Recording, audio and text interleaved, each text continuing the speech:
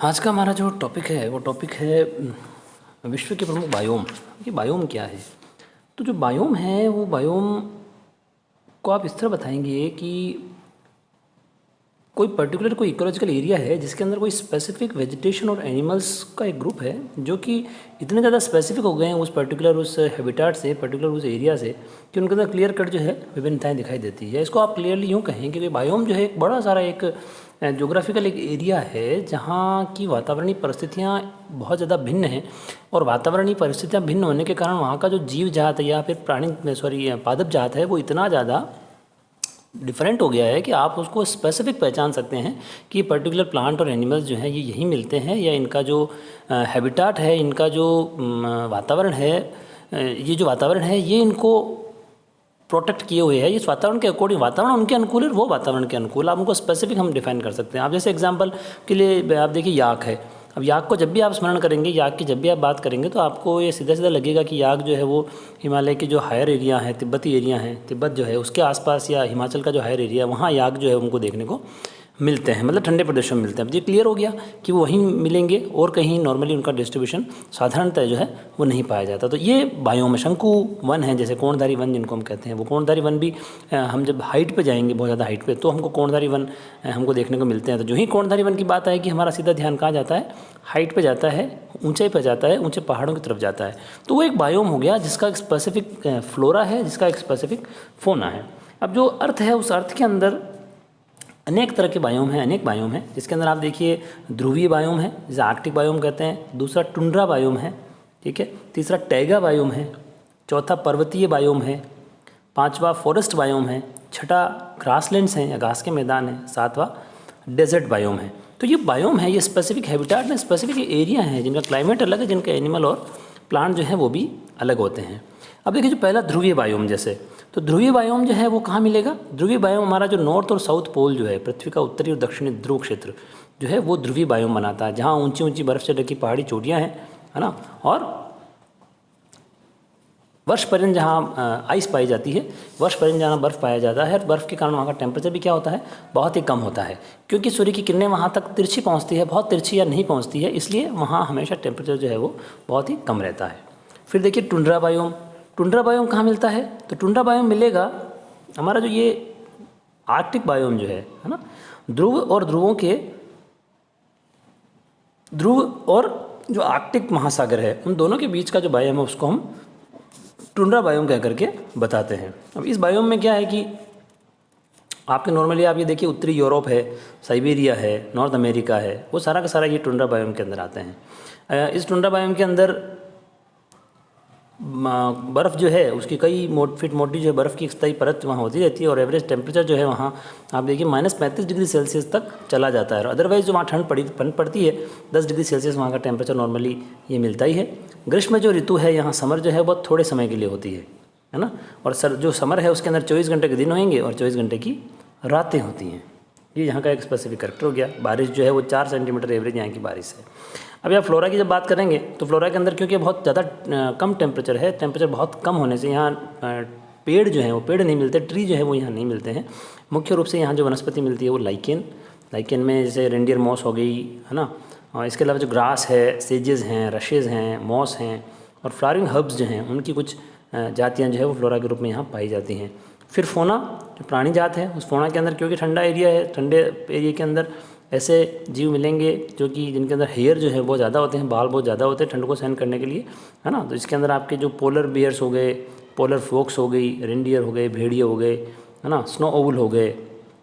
ये वहाँ रूटीन में जो है फोना के रूप में वहाँ पाए जाते हैं। अब जब एडेप्टेशन की जब बात करेंगे, हम यहाँ बात करेंगे कि क्या यहाँ के जो जीव रह रहे हैं वो जीव किस तरह से यहाँ रह रहे हैं, किस तरह से अपने उन्होंने शरीर को सक्षम बनाया है, तो वो एडेप्टेशन कहलाते हैं, अनुकूलन कहलाते हैं। तो इन अनुकूलों में देखिए पहला अनुकूलन है आपका वर्णकों का अभाव या पिगमेंटेशन नहीं होते हैं। अब क्योंकि वाइट आइस ही है, सब जगह सफ़ेद आइस होती है, इसलिए यहाँ जो एनिमल्स होंगे उस एनिमल्स के अंदर जो है उनका जो कोट का कलर होगा वो वाइट होता है। तो वाइट होने से क्या फ़ायदा होता है कि वो जो है इस वाइट सराउंडिंग के अंदर चारों ओर का जो सफ़ेद वातावरण है उस सफ़ेद वातावरण के अंदर वो मिक्स हो जाते हैं, और जो प्रेडेटर है या जो शत्रु है उन शत्रुओं से, शिकारियों से बच जाते हैं। दूसरा देखिए इंसुलेशन उनमें पाया जाता है, क्योंकि बहुत ज़्यादा ठंड है, इस ठंड के अंदर खुद को मेंटेन नहीं रख पाते हैं, तो मेंटेन रखने के लिए उनकी जो स्किन है उस स्किन के नीचे एक बड़ा सा फैट का एक लेयर पाया जाता है जो कि टेम्परेचर रेजिस्टेंट होता है और टेम्परेचर को मेंटेन करने का काम करता है। उनकी हीट जो है, बॉडी की हीट का लॉस नहीं होने देता, उनको जीवित बनाए रखता है। हाइबरनेशन मिलता है, शीत निष्क्रियता मिलती है, अर्थात गर्मी के अंदर तो ये सक्रिय रहते हैं, लेकिन जो जो ठंड आती है, ठंड बहुत ज़्यादा होती है, तो ठंड के साथ साथ ये क्या होते हैं कि बहुत ही एक इनएक्टिव स्टेज में चले जाते हैं, कहीं जाकर के बैठ जाते हैं, खुद को बिल्कुल इनएक्टिव बना लेते हैं, जिससे कि इनकी जो बॉडी की जो एनर्जी की रिक्वायरमेंट है, कैलोरी की रिक्वायरमेंट बहुत कम हो जाती है और अपना समय आसानी से ये हाइबरनेशन के अंदर निकाल लेते हैं। माइग्रेशन कर लेते हैं। माइग्रेशन भी इनका एक एडेप्टेशन का कैरेक्टर है। माइग्रेशन करते हैं जब बहुत ज़्यादा ठंड अगर यहाँ से पड़ती है तो यहाँ से जो पक्षी हैं, यहाँ से जो एनिमल्स हैं, यहाँ के जो फिशेज़ हैं, वो क्या करती हैं कि कंपैरेटिवली जो हॉटर एरिया हैं, गर्म जगह हैं, उनकी ओर क्या करती है, माइग्रेट करती हैं और वहाँ जा कर के अपना समय बिताती हैं ठंड का। वापस जब टेम्परेचर नॉर्मल हो जाता है तो वहाँ से वो वापस लौट करके अपने स्थान को आ जाते हैं। फिर अगला जो बायोम है वो अगला बायोम है टैगा बायोम।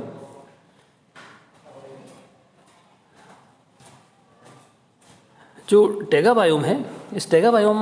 जो है वो टुंड्रा बायोम से ही अटैच्ड या उससे कनेक्टेड होता है। अब इसके साउथ में नॉर्थ अमेरिका और यूरेशिया, जिसको कि आप टैगा बायोम कहते हैं, वो एरिया यहाँ पाया जाता है, जिसके अंदर अपन नॉर्वे हो गया, स्वीडन हो गया, साइबेरिया है ना, फिनलैंड है, कनाडा का जो नॉर्थ नदर्न एरिया है वो आपके इस टैगा के अंदर आ गया। क्लाइमेट जो है, क्योंकि हाइट ज़्यादा है तो हाइट ज़्यादा होने से क्लाइमेट ठंडा है और ह्यूमिड यहाँ का होता है और ज़्यादातर यहाँ ठंडी ही रहती है, मतलब पूरे वर्ष के अंदर यहाँ ठंडी पड़ी हुई रहती है। जो फ्लोरा है उसके अंदर पादप के अंदर देखिए आप स्प्रूस है, पाइन है, ट्री है, फर्न है, क्योंकि स्नोफॉल ज़्यादा होता है तो जो यहाँ जो पौधे मिलते हैं, पेड़ मिलते हैं, वो शंकु वन मिलेंगे, ऊपर से तीखे नीचे से चौड़े, इस तरह के शंकु वन यहाँ मिलते हैं। इसके अलावा मॉस है, लाइकेन, आर्किड्स और कुछ जो है आपके श्रब्स जो हैं, झाड़ियाँ वो भी यहाँ मिलती हैं। फोना की जब बात करेंगे तो फोना जो है इसके अंदर आपके ग्रिजली बेयर, जिसको भूरे भालू कहते हैं, वो हो गया, भेड़िए हो गए, बर्फ़ा जो स्नो हेयर हैं, है ना, बर्फ़ के जो खरहे या खरगोश होते हैं वो हैं, गिलहरी हैं, मार्टिन्स हैं, पॉर्क्यूपाइन है जिसको सेही कहते हैं, वो यहाँ फोना के रूप में यहाँ पाए जाते हैं। अब यहाँ जो एनिमल्स हैं, एनिमल्स के अंदर भी काफ़ी कुछ एडेप्टेशन जो है वो आपके इनके जो टुंड्रा बायोम के हमने देखे थे वैसे मिलते हैं, हालांकि बहुत ज़्यादा वहाँ नहीं मिलते क्योंकि यहाँ तो कंपैरेटिवली उतनी बर्फ़ नहीं होती है, लेकिन फिर भी जो है इनके अंदर भी वो एडेप्टेशन है वो मिलते हैं। चौथा हमारा बायोम जो है वो है माउंटेन बायोम या पर्वतीय बायोम।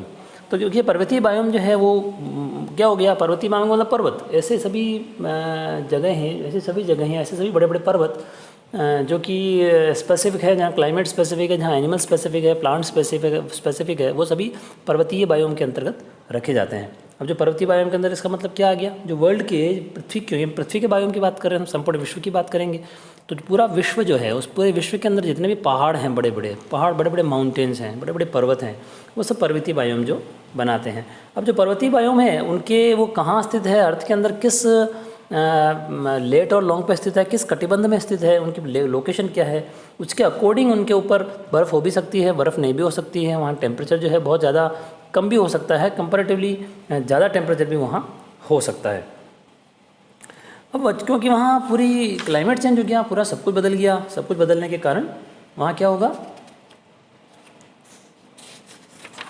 एनिमल जो होंगे वहाँ के, है ना, एनिमल जो प्लांट्स जो होंगे वो प्लांट्स भी क्या होते हैं, वेरी करते हैं, डिफरेंट प्रकार के होते हैं। अब जैसे अगर आप अगर उष्णकटिबंधीय वर्षा के वनों की पर्वतों की बात करोगे, है ना, तो ये आपके यहाँ मिलेंगे भूमध्य रेखा के आसपास, है ना, तो वहाँ क्या होगा, हाइट पर्वत जो हैं, पर्वतों की हाइट बहुत ज़्यादा नहीं है, तो वहाँ जो प्लांट्स मिलेंगे वो सारे उष्णकटिबंधीय वर्षा वन पाए जाएंगे। ठीक है, इससे ज़्यादा ऊंचे पर जाएंगे हम तो वहाँ क्या मिलेंगे, पर्णपाती वन पाए जाएंगे। पर्णपाती वन का मतलब जो कि अपने पत्तों को गिरा देते हैं, वर्ष में किसी विशेष समय पर अपने पत्तों को गिरा देते हैं। इससे भी और ज़्यादा हाइट पर चले जाएंगे तो वहाँ शंकुधारी वन मिलेंगे या कोणधारी वन जिनको हम कहते हैं वो मिलेंगे। और सबसे ऊपर जो है वो आपका एरिया हमेशा जो है आइस से क्योंकि ढका हुआ रहेगा तो वहाँ प्लांट्स किस तरह के मिलेंगे या नहीं मिलेंगे, इस तरह की स्थितियाँ भी होती है, प्लांट मिले ही नहीं या बहुत कम मात्रा के अंदर प्लांट मिलेंगे तो आपके लाइकेन या मॉस जो है वो वहाँ प्रेजेंट हो सकती है। प्लांट ट्री के जो पहाड़ के जो शिखर होते हैं, जहाँ की बिल्कुल एरिया जो है वो बिल्कुल एक सीमित हो जाता है, साथ ही वहाँ सॉइल जो है बारिश के कारण आलमोस्ट जो है सॉइल बह कर नीचे चली जाती है, तो वहाँ ट्री प्रायः नहीं मिलते हैं, वो प्रायः न्यूड जो है एरिया कहलाता है। ठीक है, लेकिन अब क्योंकि पहाड़ जो है बिल्कुल एक अलग तरह का क्लाइमेट हो गया, वहाँ की सॉइल अलग हो गई, वहाँ का वातावरण अलग हो गया, वहाँ का क्लाइमेट अलग हो गया, इस कारण वहाँ जो प्लांट्स और जो एनिमल्स होंगे वो भी क्या होंगे, स्पेसिफिक होंगे, डिफरेंट प्रकार के होंगे, और इसीलिए हम इसको बायोम के रूप में पहाड़ को क्लासीफाई हम लोग करते हैं। तो चार बायोम हो गए, ध्रुवी biome, tundra biome, taiga biome, पर्वतीय बायोम। अगली जो क्लास है उसके अंदर हम वनीय बायोम, घास के मैदान और मरुस्थलीय बायोम का अध्ययन करेंगे।